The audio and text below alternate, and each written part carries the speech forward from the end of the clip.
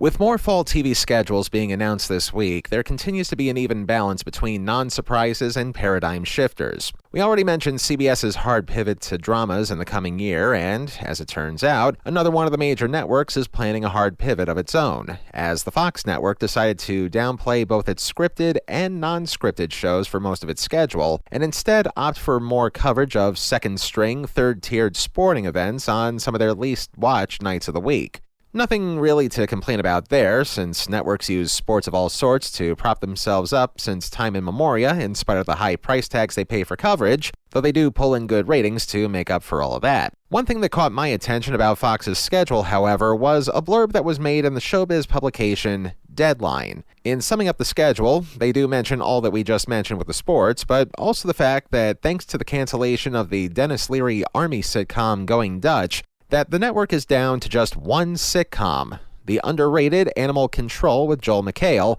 and that it would be moved to the network's fabled Animation Domination block on Sunday nights. The point of conflict, however, is the fact that Deadline singled out Animal Control as, quote, the network's only sitcom, end quote, which, in their point of view, means that the animated series that have been running there for decades don't count as such. This is a gross misrepresentation. For a publication like Deadline to say that Fox's animated comedies are not the same as a live-action sitcom may seem like an apples and oranges comparison to make, but it seems a little dubious for Deadline to think that a live-action comedy is not on the same level as an animated comedy.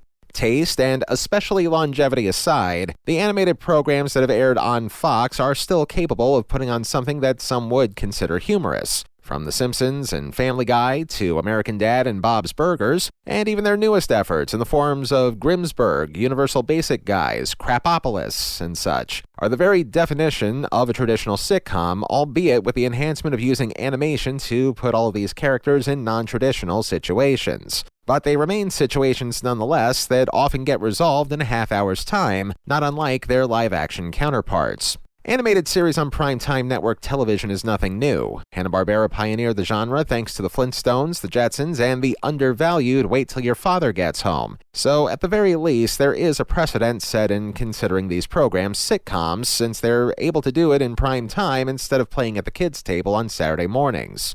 To say nothing of the fluke Emmy Award nomination that the Flintstones got for Best Comedy Series in 1961. A feat that took decades to duplicate when Family Guy was nominated for that same category in 2009. Neither show won the big prize, but it's an honor, you know the rest.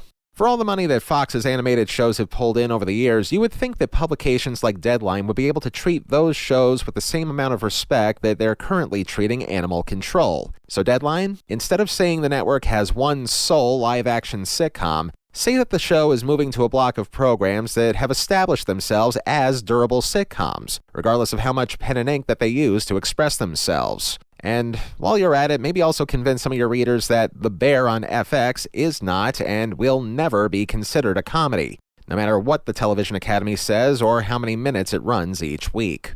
We think animated sitcoms should be on an equal footing with live-action sitcoms. What do you think?